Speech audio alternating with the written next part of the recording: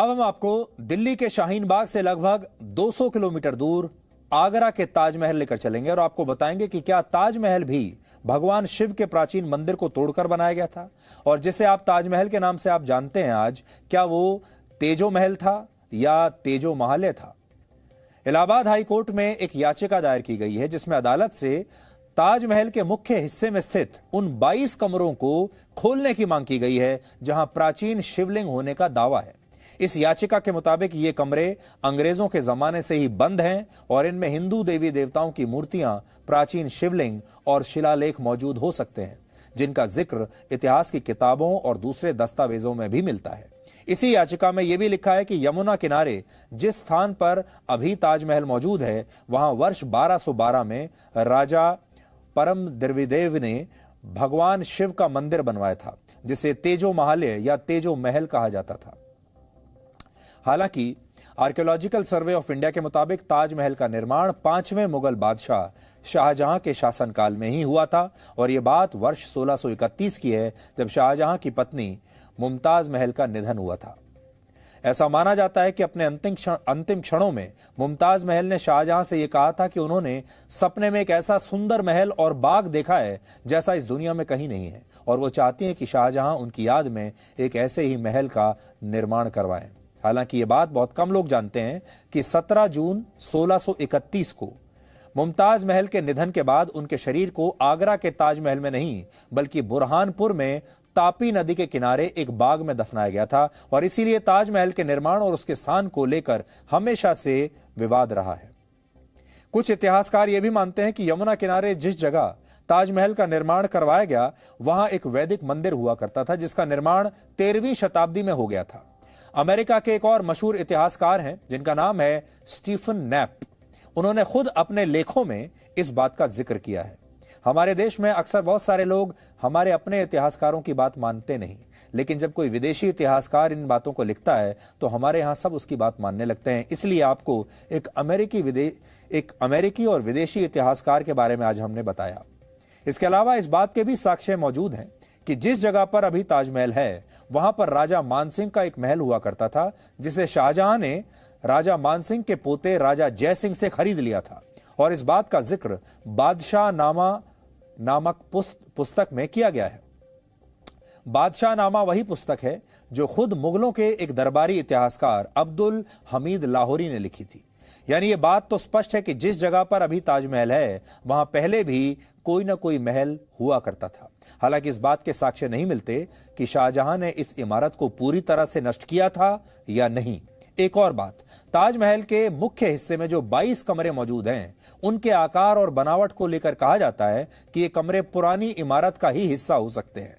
दूसरी बात, ताजमहल का निर्माण 1653 में पूरा हुआ था, जबकि औरंगजेब ने 1652 में अपने पिता शाहजहां को एक खत लिखा था जिसमें वो ये बता रहे थे कि ताजमहल की इमारत में कई जगह दरारें आ गई हैं और अगर इसकी मरम्मत नहीं हुई तो ये इमारत गिर सकती है। इसलिए सवाल भी उठता है कि जब ताजमहल 1653 में बनकर तैयार हुआ तो औरंगजेब इससे 1 साल पहले इसके जर्जर होने की बात क्यों कर रहे थे।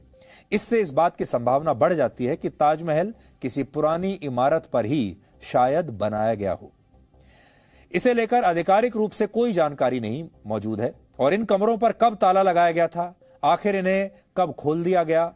कुछ मीडिया रिपोर्ट्स में यह दावा है कि वर्ष 1934 में निरीक्षण के लिए ब्रिटिश सरकार ने ये ताले खुलवाए थे, लेकिन बाद में इन्हें फिर कभी दोबारा खोला नहीं गया। हालांकि आज हम ताजमहल की कुछ तस्वीरें आपको दिखाना चाहते हैं। जैसे ताजमहल का जो मुख्य हिस्सा है और जो बाहर की दीवारें हैं, उन पर कई तरह की आकृतियां, चित्रकारी और फूल अंकित हैं, कलाकृतियां हैं। इनमें कमल का फूल है, त्रिशूल है, नारियल है और आम के पेड़ की पत्तियां भी बनी हुई है जो हिंदू वास्तुकला को दर्शाती हैं। इसके अलावा ताजमहल के गुंबद पर जो शिखर है उसमें नारियल, कमल का फूल और कलश की रूपरेखा भी दिखती है, जिससे ताजमहल के मूल निर्माण के बारे में पता चलता है। और यह बात भी सही है कि शाहजहां ने मुमताज की याद में 1631 से 1653 के बीच ताजमहल का निर्माण करवाया, लेकिन इस बात से इनकार नहीं किया जा सकता कि जिस जगह पर ताजमहल बनाया गया वहां पहले से एक ढांचा मौजूद था। समय समय पर इतिहासकारों द्वारा यह संभावना जताई गई कि शाहजहां ने यमुना किनारे जमीन खरीदी और फिर वहां मौजूद महल में कुछ बदलाव करके इसे एक मकबरे में तब्दील कर दिया। लेकिन कुछ इतिहासकार इस बात को सही नहीं मानते। सच क्या है, ये जानने के लिए आज हमारी टीम खुद ताजमहल गई, आगरा गई, और इस दौरान हमने इतिहास के कई पन्नों को आपके लिए खंगाला है।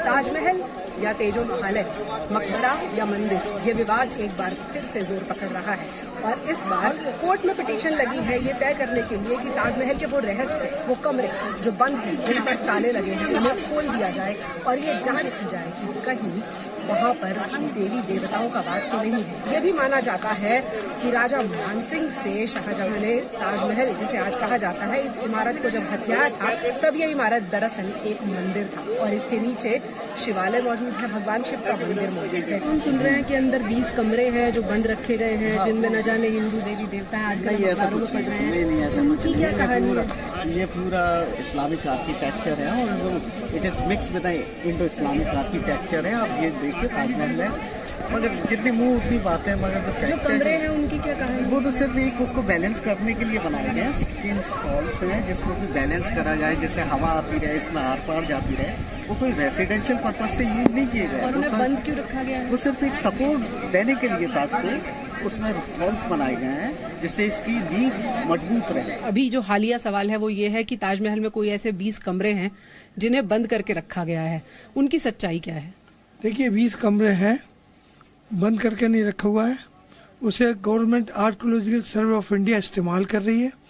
ताजमहल के अंदर आप नीचे जाइए, नीचे बाउंड्री वॉल बनी हुई है वाइट मार्बल की, एक मस्जिद है, उसके सामने ताजमहल दिखता है। उसके अंदर आर्च बने हुए हैं, उस आर्च के बराबर एक लकड़ी का दरवाजा बना हुआ है। उस लकड़ी के दरवाजे खोल के अंदर देख लीजिए, वहाँ कमरे हैं। आपने तो बतौर गाइड भी काम किया है, आपने उन कमरों को देखा भी होगा कभी जब वो खुलते थे। फिर क्यों बंद किया गया उनको, क्या वजह रही? नहीं, ये बंद तो कभी नहीं होते, खुलते रहते हैं, साफ होते रहते हैं। आज से 50 साल पहले एक प्रोग्राम हुआ करता है, उसको बोलते हैं चमकी मून लाइट।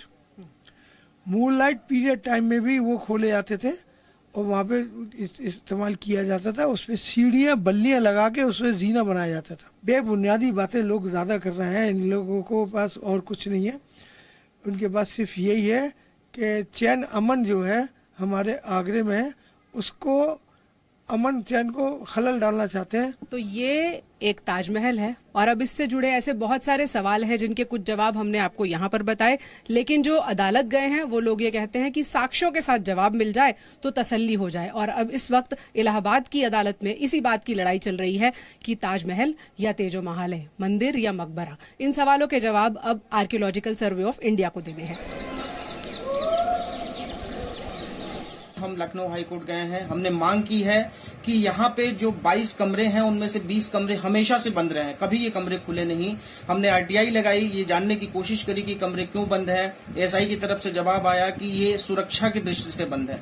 तो आखिर ऐसा क्या सुरक्षा की दृष्टि से ऐसा क्या है उस कमरों में? क्या वहाँ पे भगवान शिव की मूर्ति है, अन्य देवी देवताओं की मूर्तियां हैं जिसकी वजह से कमरे बंद किए गए हैं? एक मांग हमने ये करी है। दूसरी मांग हमने ये की है कि जो एक फैक्ट फाइंडिंग कमेटी सरकार द्वारा निर्धारित की जाए जिसमें एसआई के कुछ लोग हों, इतिहासकार हों, और ये पता लगाया जाए कि वाकई में क्या ये राजा मान सिंह का पैलेस था या फिर ये शाहजहां द्वारा बनाया गया ताजमहल अपनी बीवी के याद में। मुझे किसी ने बताया कि 1932 में एक बार कुछ अंग्रेजों ने वहाँ पर खोजबीन की थी। उसके फोटोग्राफ पुराने कुछ मौजूद हैं आज भी। उसमें क्या था किसी को नहीं पता आज तक। तो एक बड़ा रहस्य उन कमरों में छिपा हुआ है। अगर वो खोले जाएंगे कमरे तो ताजमहल के बहुत सारे जो रहस्य छिपे हुए हैं, जो बहुत सारी किंवदंतियाँ ताजमहल के बारे में, उनका खुलासा, उनका उजागर हो सकता है। ताजमहल में कोई वो नया खोजबीन का काम नहीं करता है। जो बंद है वो बंद कर रखा है, क्योंकि ताजमहल को लेकर बहुत सारे विवाद फैले हुए हैं, बहुत सारी पॉलिटिकल मुद्दा तुरंत बन जाता था, इसलिए ऐसा ही कोई खतरा मोल नहीं लेना चाहता। ताजमहल के चारों ओर एक परिक्रमा पथ बना हुआ है जो केवल मंदिरों में हुआ करता है। जो बाहर के जो कब्रें हैं उनके चारों ओर परिक्रमा पथ बना हुआ है जो केवल मंदिरों का हिस्सा होता है।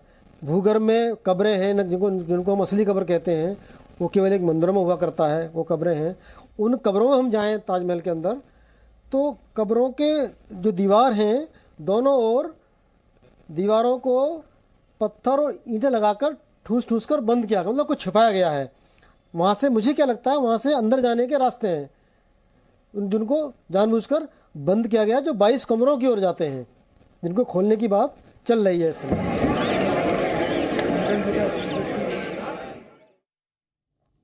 तो इसमें सच्चाई क्या है, इस बात की तो जांच होनी चाहिए। और अब टेक्नोलॉजी ऐसी आ गई है और एएसआई भी ये अब बता सकती है कि ताजमहल के नीचे कुछ दबा हुआ है, इतिहास क्या कहता है। और जिस तरह के लोग मांग कर रहे हैं कि जांच होनी चाहिए, उस जांच को एक बार होना तो जरूर चाहिए, ताकि पूरे देश को पता चल सके कि क्या सही है और क्या गलत है। Presenting V News app, available on Google Play and App Store. Download it now.